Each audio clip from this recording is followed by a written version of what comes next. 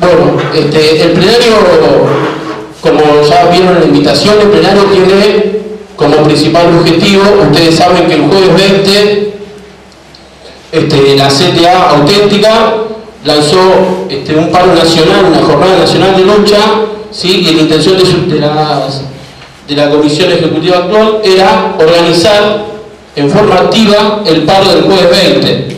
Ese es el objetivo que tenía el plenario. Para eso, Marta Gómez y Tomás van a dar un informe de la situación nacional, ¿sí? Y de por qué se llama el paro. Bueno, compañeros, buenas tardes. Antes de dar un informe o charlar sobre la situación nacional, lo que quería es plantear que este plenario sea en homenaje a los trabajadores asesinados por la política de este gobierno, por esa política represiva, a trabajadores asesinados por lucha, al compañero Mariano Ferreira, Luciano Arruga, a los compañeros, a los hermanos Cuom, reprimidos en la zona y asesinados en la zona de Chaco y Formosa, al compañero Carlos Fuentealba y al trabajador camillero del Hospital Posadas, Emanuel García. Y en ellos, no estoy nombrando a tantos, digo, homenajear a todos ellos.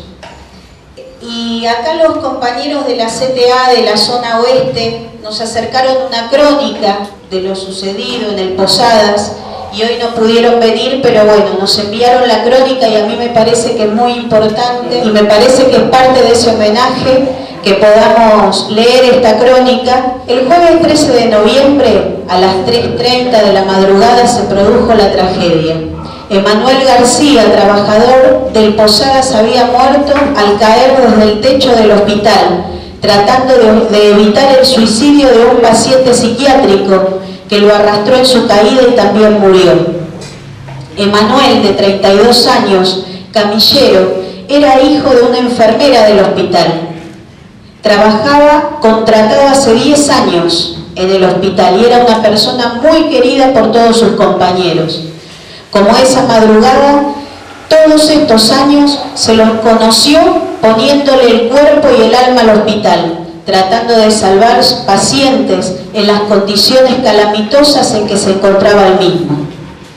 Hace 4 meses había salvado a otro paciente que intentaba suicidarse desde el 4º piso.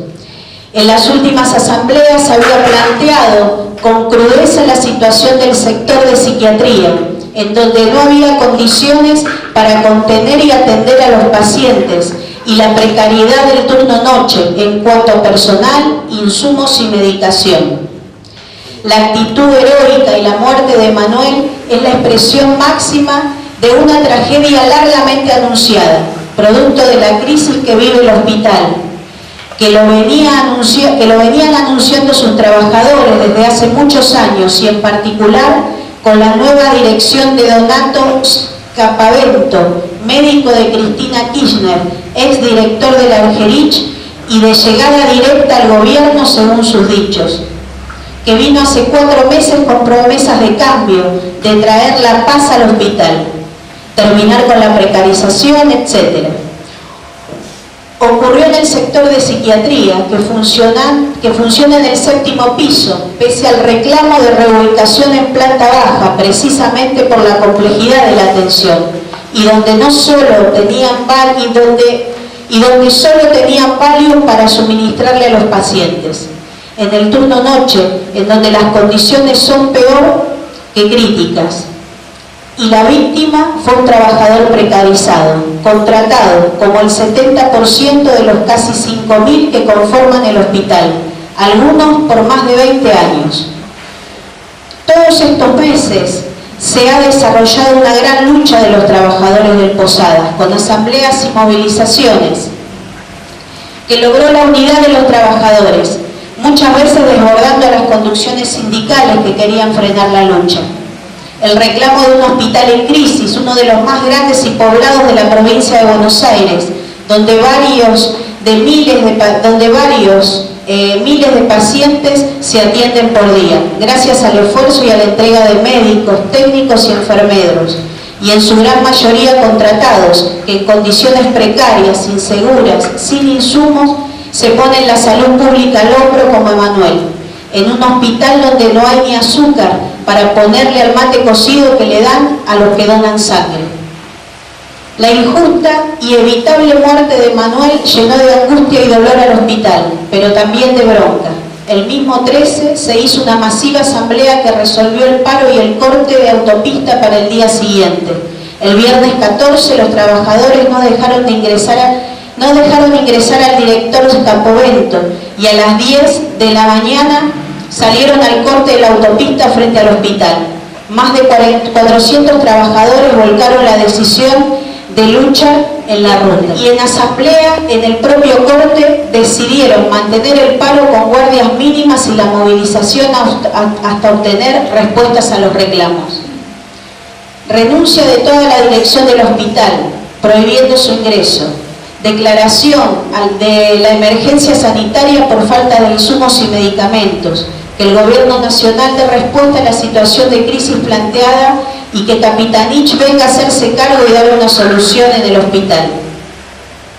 En la ruta se movilizó al velatorio y luego el cortejo fúnebre recorrió el hospital, llevándose el aplauso emocionado de cientos de trabajadores.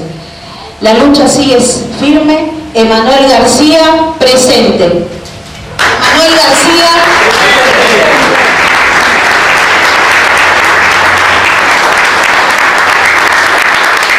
Esta crónica tiñe el sentido de este plenario y cuál es nuestra intención.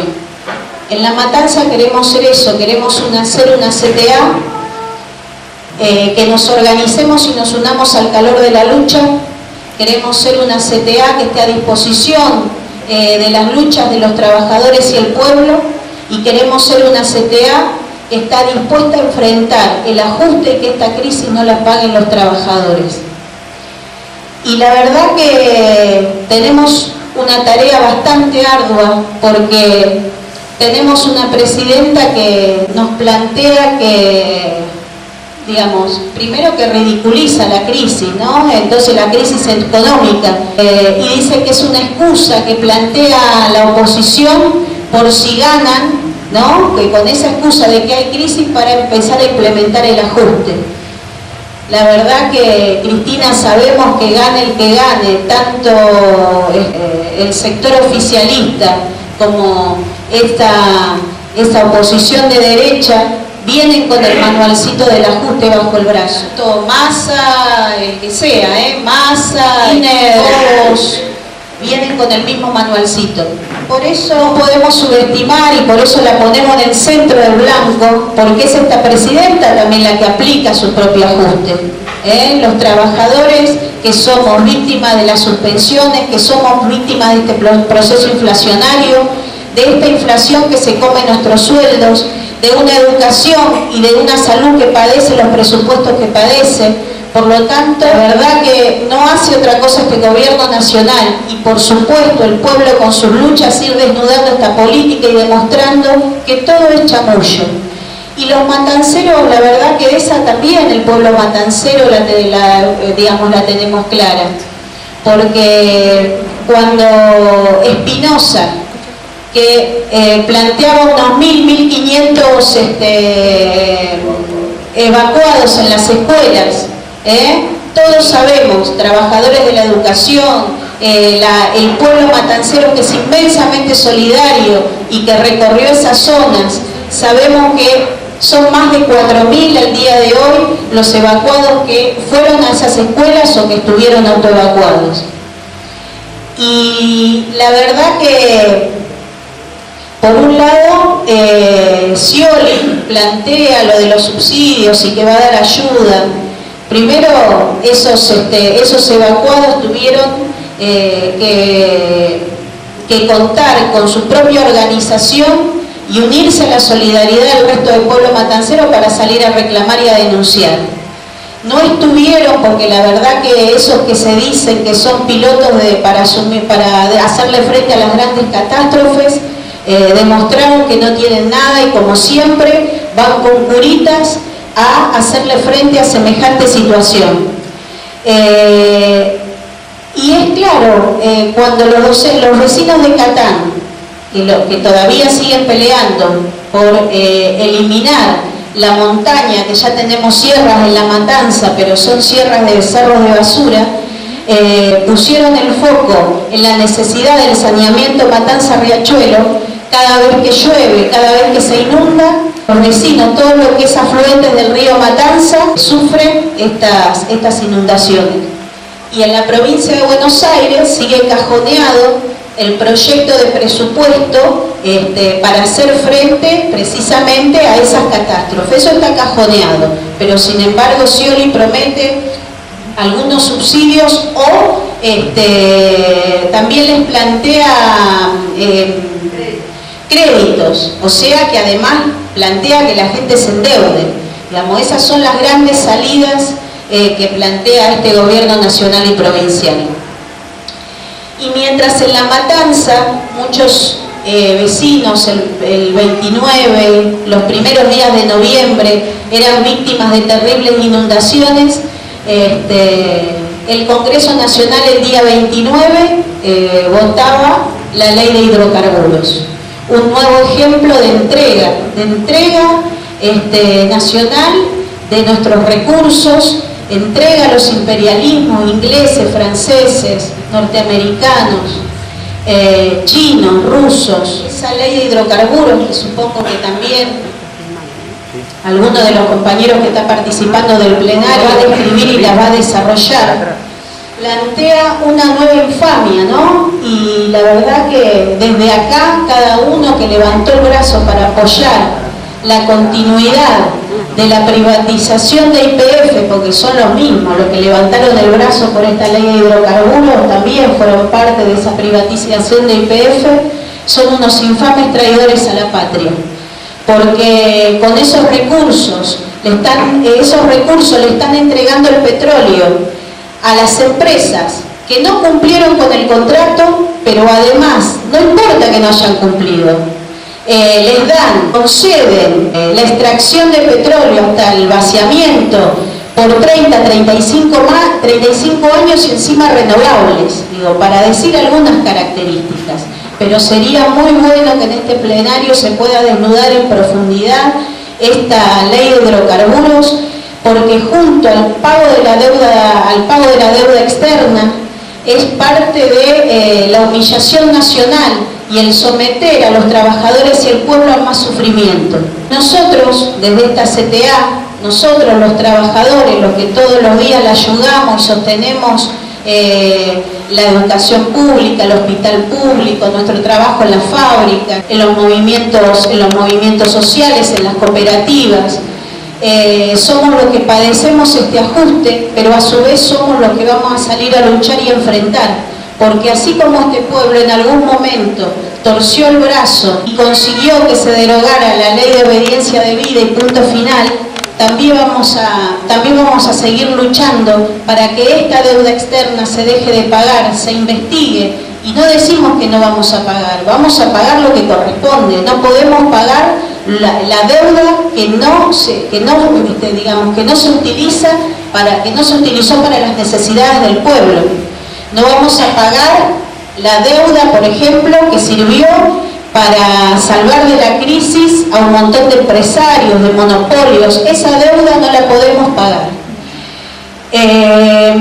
Entonces, además de lo de la ley de hidrocarburos, el mismo 29, cuando diputados la estaba votando, ya Cristina estaba mandando un nuevo proyecto, que es el proyecto de ley de las telecomunicaciones, otra entrega más y sometimiento a favor de los imperialismos. Por lo tanto, este plenario es mucho lo que tiene que discutir. Además, este plenario es mucha responsabilidad la que tenemos que hacer, porque tenemos que ir a garantizar el paro del 20, que ese paro del 20 sea masivo, que ese paro del 20 lo podamos sostener en la calle. Tenemos una movilización a Plaza de Mayo, pero también hay otras propuestas de hacer actividades en las regiones y en el distrito antes de ir a Plaza de Mayo. Por lo tanto, compañeros, yo entiendo que ese día tenemos que hacer mucho ruido en la calle. No va a ser ni el primero ni el último, porque venimos de varios paros generales que pudimos arrancar jornadas de lucha donde paralizamos el país y expresamos en la calle las necesidades de este pueblo y de sus trabajadores. Y este paro, precisamente, lo que exige y pone sobre la mesa es ese bono de 4.000 pesos para los trabajadores ocupados, desocupados, jubilados. Es el tema precisamente en el Día de la Soberanía, el 20 de noviembre, parar con la entrega, como contaba recién, con la entrega de los recursos naturales y nacionales. Y además, ese 20, compañeros, tenemos que tratar de unir todo lo posible que se pueda unir y salir a la calle. Por eso, desde este plenario, queríamos fortalecer esa intención. Ir a todas las organizaciones del distrito, sindicatos, y sumar a todos los trabajadores para que podamos ser una expresión el 20 e ir por más, porque también tenemos que darle vuelta al guante a este gobierno nacional que habla de saqueos cuando es esta política la que saquea. Habla del saqueo y dice que se vienen los saqueos de diciembre, pero ellos están saqueando nuestros recursos, nuestros bolsillos, nuestra infancia. El presupuesto en la provincia de Buenos Aires para el año que viene es un presupuesto totalmente pobre, por lo tanto nos va a tener a los estatales en la calle. Los compañeros del sector de derechos humanos, niñez, infancia, nos dicen que es el presupuesto más pobre del país. Y en La Matanza, que ya seguramente lo van a describir los compañeros que trabajan en los hospitales, pero nosotros, muchos de nosotros, de los que estamos acá, que trabajamos en las escuelas, tenemos que decir que un gabinete, cuando tiene que derivar a un alumno con problemas psicológicos, cuenta el municipio de La Matanza con menos de 10 psiquiatras para hacer esa derivación. Por lo tanto, nuestros alumnos o cualquier paciente de La Matanza que necesite derivaciones tiene que esperar un año. Igualmente los compañeros van a hacer esas descripciones, porque hay trabajadores que dependen del municipio y hay trabajadores que dependen de la provincia. Pero, de todas maneras, aún dependiendo a nivel provincial, tenemos hospitales que son cáscaras vacías. Tenemos hospitales que están prácticamente vacíos, como lo hacen también con la escuela pública, que juegan a su vaciamiento. Entonces tenemos jóvenes, niños, adolescentes que son víctimas de la droga y de la trata. Por lo tanto, compañeros, es muchísimo lo que tenemos que hacer, pero también tengo que decir que es muchísimo lo que se viene haciendo, que es mucho lo que los trabajadores y el pueblo están luchando y están expresando en la calle y están expresando en cada uno de estos lugares. Por eso es que se puede garantizar el paro del 20. Por eso es que los paros nacionales terminaron siendo una necesidad y se terminaron imponiendo. Entonces, compañeros, los tenemos que tomar en nuestras manos e ir a prepararnos, además, para un fin de año que va a ser de mucho combate y que tenemos que salir unidos y los más organizados a la calle. Y decirle a Cristina que acá la única saqueadora, el único saqueador es la política de este gobierno. Y los trabajadores y el pueblo nos organizamos para estar dispuestos y no permitirle que esta crisis la siga pagando a costilla de nuestro sufrimiento.